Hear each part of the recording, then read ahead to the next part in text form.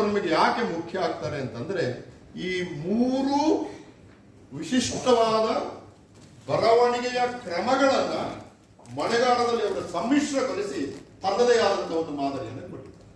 ಇದು ತುಂಬಾಡಿ ರಾಮಯ್ಯನವರ ಬಹಳ ದೊಡ್ಡ ಕೊಡುಗೆ ಕನ್ನಡ ಸಾಹಿತ್ಯಕ್ಕೆ ಅನಿಸಿ. ಇದರಲ್ಲಿ ಕಾಮಿಕ್ ಇದೆ, ಇದರಲ್ಲಿ ಕ್ರೌರ್ಯದ ಕೆಲವು ಮಾತುಗಳು ಕೂಡ ಇದೆ, ಇದರಲ್ಲಿ ನಾವೆಲ್ಲರೂ ಯೋಚನೆ ಮಾಡಬೇಕಾದ ಬಹಳ ಗಾಂಭೀರ್ಯವಾದ ಕೆಲವು ಪ್ರಶ್ನೆಗಳು ಕೂಡ ಇದೆ.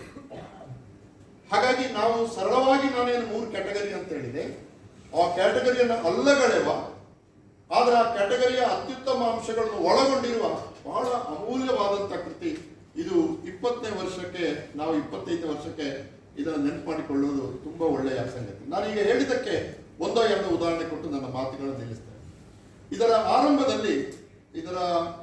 ಆರಂಭದ ಈ ಇಕ್ರ ಕಟ್ಟಿದವರು ಯಾರು ಅಂತ ಒಂದಿದೆ. ಇದು ಯಾಕೆ ಇದು ನನಗೆ ಮುಖ್ಯ ಆಯ್ತು ಅಂತಂದ್ರೆ, ನೋಡಿ ನಾನು ಒಂದು ಆತ್ಮಚರಿತ್ರೆ ಬರೆದೆ, ಕಾಗೆ ಮುಟ್ಟಿದಲ್ಲಿ ಹೇಳುವುದು. ಅದಕ್ಕೆ 6ನೇ ಎಡಿಷನ್ ಬಂದಿದೆ. ನನಗೆ ಒಮ್ಮೆ ಆಶ್ಚರ್ಯ ಆಗುತ್ತೆ, ಜನ ಯಾಕೆ ಓದ್ತಾರೆ ನಮಗೆ ಗೊತ್ತಾಗಲ್ಲ. ಆದ್ರೆ ಓದ್ತಾರೆ, ಯಾವುದೋ ಕಾರಣಕ್ಕೆ ಓದ್ತಾರೆ, ಎಲ್ಲ ತಲೆಮಾರಿನವರು ಓದ್ತಾರೆ, ಮತ್ತೆ ವಿಚಿತ್ರವಾಗಿ ಪ್ರಶ್ನೆಗಳನ್ನು ಕೇಳ್ತಾರೆ. ಇದೆಲ್ಲ ಇರ್ತದೆ. ಇದು ನಾನು ಬಹಳ ವರ್ಷ ದೆಹಲಿಯಲ್ಲಿ ಇರೋದ್ರಿಂದ ನನಗೆ ಓದುವ ಜೊತೆ ನೇರವಾದ ಸಂಪರ್ಕ ಆದದ್ದು ಬಹಳ ಕಡಿಮೆ. ಈಗ ಒಂದು 2-3 ತಿಂಗಳಿಂದ ಅದು ಆಗ್ತಾ ಇದೆ.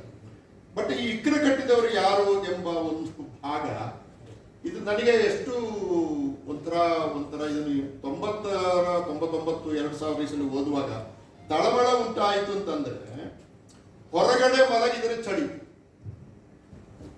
ಈ ಕೃತಿಯ ಬಗ್ಗೆ ಮತ್ತೆ ನಮ್ಮ ಗೆಳೆಯರೆಲ್ಲ ಮಾತಾಡ್ತಾರೆ, ನಾನು ಅದ್ರ ಬಗ್ಗೆ ಹೆಚ್ಚು ಮಾತಾಡೋದು. ನಾನು ಆರಂಭದಲ್ಲಿ ಹೇಳಿದೆಲ್ಲ 3 ಕ್ಯಾಟಗರಿಗಳನ್ನ ಮಿಶ್ರ ಮಾಡಿ ತುಂಬಾಡಿ ಅವರ ಒಂದು ಹೊಸ ಮಾದರಿ ನಮಗೆ ಕೊಟ್ಟರಲ್ಲ, ಅದರ ಬಗ್ಗೆ ನಾನು ಉದಾಹರಣೆ ಕೊಡ್ತೇನೆ ಅಷ್ಟೇ.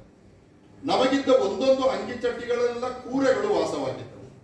ಕೂರೆ ಅದೆಷ್ಟಿದ್ದವೆಂದರೆ ಅವುಗಳನ್ನು ನಾವು ಹುಡುಕಿ ಕುಕ್ಕಲು ಪ್ರಾರಂಭಿಸಿದರೆ ಅವುಗಳ ಸಂತಾನ ಕೊನೆಗೊಳ್ಳುತ್ತಲೇ ಇರಲಿಲ್ಲ.